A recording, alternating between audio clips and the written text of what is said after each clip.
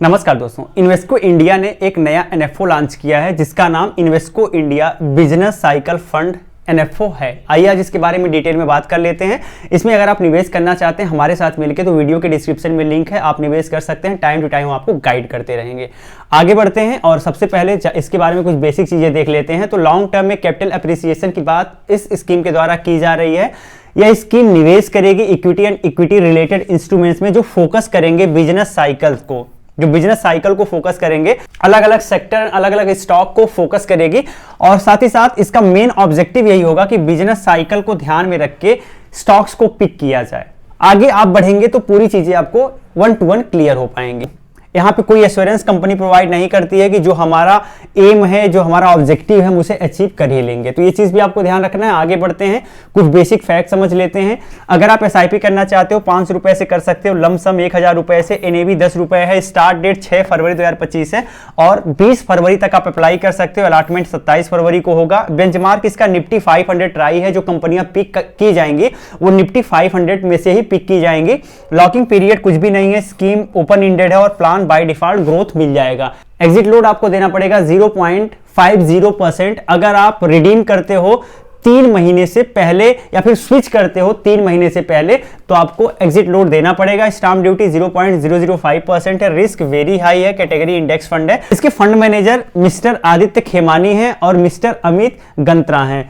यहाँ पे fund plan की बात करें तो डायरेक्ट एंड रेगुलर प्लान आपको देखने को मिल जाएगा। मिनिमम इक्विटी में एक्सपोजर 80% तो रखना जरूरी है बाय डिफॉल्ट। मैक्सिमम 100% रखा जा सकता है, बट 20% का डेविएशन है वो अदर इंस्ट्रूमेंट में अगर फंड मैनेजर चाहे तो यूज कर सकता है। इसका एक्सपेंस रेशियो अप टू 2.25% है। जैसे एयूएम इंक्रीज होगा एक्सपेंस रेशियो कम होता हुआ दिखेगा। आइए इस स्कीम के बारे में डिटेल में समझ लेते हैं। तो एक चीज होता है इकोनॉमिक साइकिल और एक होता है कंपनी साइकिल या फिर बिजनेस साइकिल। दोनों में क्या अंतर होता है? कोई भी इकोनॉमी है वो ऐसे नहीं चलती है, कोई इकोनॉमी ऐसे नहीं चलती है, या फिर कोई इकोनॉमी ऐसे भी नहीं चलती है। कोई इकोनॉमी है वो ऐसे ऐसे चलती है, ऐसे चलती है। इसका मतलब क्या हुआ? इसका मतलब यह है कि अगर यहां रिकवरी आएगी तो फिर उसके बाद एक्सपेंशन होगा, उसके बाद यहां पे फिर स्लो डाउन होगा और फिर कॉन्ट्रैक्शन होगा। तो पहले ऊपर जाएगी इकोनॉमी, फिर नीचे आएगी, फिर रिवाइव होकर ऊपर जाएगी, फिर नीचे आएगी, ऐसे ही चलती है। ठीक है, तो ये चीज आपको ध्यान रखना। कोई भी कंपनी का जो लाइफ साइकिल है वो भी ऐसे ही चलता है। एग्जांपल के रूप में मान लीजिए आपने एक कंपनी एबीसी नाम की आपने एक कंपनी स्टार्ट की। जब आपने स्टार्ट किया तो ये एक स्टार्टअप है। ठीक है, ये एक स्टार्टअप है। स्टार्टअप है, इनिशियल लेवल पर आपने इसमें पूंजी लगाई, आपने इसे ग्रो करने का प्रयास किया। फिर ये आता है ग्रोथ फेज में। जब ग्रोथ फेज में आता है तो कंपनी बहुत तेजी से ग्रो करती है। छोटी कंपनी है तो बहुत तेजी से ग्रो करती है। अब जब ग्रोथ बहुत तेजी से करेगी तो फिर एक समय के बाद ये मैच्योरिटी पर आ जाएगी। जब मैच्योरिटी पर आ जाएगी तो उसके बाद देखेंगे कि धीरे धीरे इसका डिक्लाइन भी स्टार्ट होगा। तो फिर से ये डिक्लाइन फेज में आएगी। कोई भी कंपनी होती है इन्हीं फेजेस से गुजरती है, स्टार्टअप, ग्रोथ, मैच्योरिटी, डिक्लाइन। अब ऐसा नहीं है कि कोई स्टार्टअप है तो ये लगातार इस फेज में यानी लगातार ग्रोथ फेज में रहे, ऐसा नहीं हो सकता। अब आपको एक चीज ध्यान रखना है, जब कंपनी स्टार्टअप रहती है और स्टार्टअप से ग्रोथ फेज में आती है तो कंपनी का फाइनेंशियल अगर आप देखेंगे ना तो बहुत खुश हो जाएंगे, क्योंकि बहुत जबरदस्त आंकड़ा देखने को मिलेगा। अब ये सारी कंपनियों पे अलाउ नहीं होता है, कुछ कंपनियां नहीं उतना अच्छा कर पाती हैं, बट ज्यादातर कंपनियां आपको बहुत अच्छा करती हुई दिखेंगी सेकेंड फेज में। लेकिन जैसे ग्रोथ से आप मैच्योरिटी पर आ जाएंगे ना तो सब कुछ आंकड़ा, जो फाइनेंशियल आंकड़ा है, बहुत स्टेबल देखने को मिलेगा। और जैसे ही वो डिक्लाइन फेज में आएंगे तो फाइनेंशियल इनका धीरे धीरे खराब होने लगेगा, यानी फाइनेंशियल में उस लेवल पर ग्रोथ देखने को नहीं मिलेगा। तो ये इनका फेज होता है जिसको ये कंपनियां फॉलो करती हैं। तो ये कह रहे हैं हम कंप्रिहेंसिव अप्रोच रख के निवेश करने के बारे में सोचेंगे, जिसमें हम बिजनेस साइकिल और कंपनी लाइफ साइकिल इन दोनों को फोकस करेंगे। तो ये चीज आपको ध्यान रखना है कि बिजनेस साइकिल और कंपनी लाइफ साइकिल दोनों को ये फोकस करेंगे।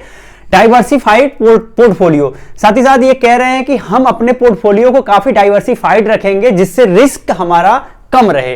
अब ये डाइवर्सिफाइड पोर्टफोलियो का मतलब हो गया अलग अलग मार्केट कैप पर फोकस करेंगे, इसके साथ अलग अलग सेक्टर पर फोकस करेंगे, अलग अलग इंडस्ट्रीज पर फोकस करेंगे। इस तरीके से ये रिस्क को मैनेज करने के लिए डाइवर्सिफाइड पोर्टफोलियो रखेंगे। ऐसी कंपनियों पर फोकस किया जाएगा जो करंट बिजनेस साइकिल के हिसाब से अच्छी दिख रही हो। आगे बढ़ते हैं और इनका स्टॉक सिलेक्शन अप्रोच को देखिएगा। तो इसमें जो इन्होंने बताया कि हम जो अपना पोर्टफोलियो बनाएंगे उसमें 2 की पॉइंट होगा।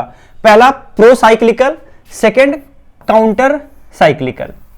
अब प्रो साइक्लिकल और काउंटर साइक्लिकल में क्या अंतर है, तो यहां बताए हैं कि जो प्रो साइक्लिकल है 70% पोर्टफोलियो का फोकस प्रो साइक्लिकल होगा, 30% काउंटर साइक्लिकल होगा।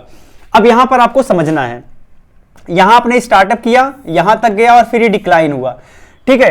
तो यहां आपने स्टार्टअप किया और स्टार्टअप के बाद फिर यहां से ग्रोथ आया, ग्रोथ के बाद यहां मैच्योरिटी आई और यहां से फिर डिक्लाइन हुआ। तो प्रो साइक्लिकल में क्या होगा, जो स्टार्टअप है यहां कहीं से इसको पूरा फोकस किया जाएगा, और काउंटर साइक्लिकल में क्या होगा, जब ये मैच्योरिटी के बाद जब डिक्लाइन आएगा तो डिक्लाइन पे कहीं फोकस किया जाएगा, जिससे फिर से इसमें ग्रोथ आ सके। अब प्रो साइक्लिकल में किन चीजों को फोकस करेंगे ये आपको समझना जरूरी है। प्रो साइक्लिकल में ये कहते हैं कि हम देखेंगे कि जो कंपनी का 12 महीने का रेवेन्यू है, रेवेन्यू का ग्रोथ है, वो नॉमिनल जीडीपी के ग्रोथ से ज्यादा हो, जो नॉमिनल जीडीपी है उसके ग्रोथ से ज्यादा होना चाहिए 12 महीने के रेवेन्यू का ग्रोथ उस कंपनी का। साथ ऐसा देखने में लग रहा हो कि फ्यूचर में और तेजी से ग्रो होने वाला है, तो वो हम ऐसी कंपनियों को पिक करेंगे। सिर्फ इतना ही नहीं देखेंगे, हम ये भी देखेंगे कि लाइफ साइकिल के हिसाब से वो कंपनी बिल्कुल फिट बैठ रही हो और उसमें ग्रोथ फेज में हो, तो ये आपका प्रो साइक्लिकल हो गया। अब आते हैं काउंटर साइक्लिकल में। अब ट्रेलिंग, अब यहां पे काउंटर साइक्लिकल में बिल्कुल इसका उल्टा हो जाएगा। इसमें कहा है कि trailing 12 month revenue growth is slower then nominal GDP growth, यानी कि जो 12 महीने का रेवेन्यू ग्रोथ है वो नॉमिनल जीडीपी ग्रोथ से कम होना चाहिए, लेकिन इसमें पोटेंशियल होना चाहिए रिकवरी के लिए, तो ऐसी कंपनियों को हम पिक करेंगे।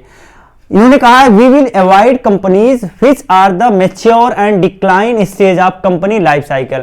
हम ऐसी कंपनियों को अवॉइड करेंगे जो मैच्योर हो गई हो and decline stage of company life cycle में हो, तो ये भी चीजें आपको ध्यान रखना है। अब बात करते हैं आपको निवेश क्यों करना चाहिए। अगर आप भी business cycle and company life cycle को टैकल करना चाहते हैं, इसका फायदा लेना चाहते हैं, तो आप इसमें निवेश कर सकते हैं। साथ ही साथ अगर इकोनॉमी में कोई स्ट्रक्चरल चेंज हो रहा है, उससे फायदा उठाने वाली कंपनियों से भी आप फायदा उठा सकते हैं। डाइवर्सिफाइड पोर्टफोलियो का अगर आप लाभ लेना चाहते हैं तो आप इसमें निवेश कर सकते हैं। ये कुछ की पॉइंट है कि किसे निवेश करना चाहिए। और अब यहां पे कौन निवेश कर सकता है, तो अगर आप हाई रिस्क एपेटाइट के हो तो आप इसमें निवेश कर सकते हो। अगर आप इंटरेस्टेड हो इंडियन बिजनेस साइकिल में तो आप इसमें निवेश कर सकते हो। लॉन्ग टर्म तक अगर आपको पैसा होल्ड करके कैपिटल अप्रिसिएट करना है तो आप इसमें आ सकते हो। मिनिमम 5 वर्ष तो कम से कम आपको निवेश करना है, तो आप इसमें जुड़ सकते हो। ये कुछ रिस्क हैं जो कि सब में होते हैं, आप एक बार देख लीजिएगा।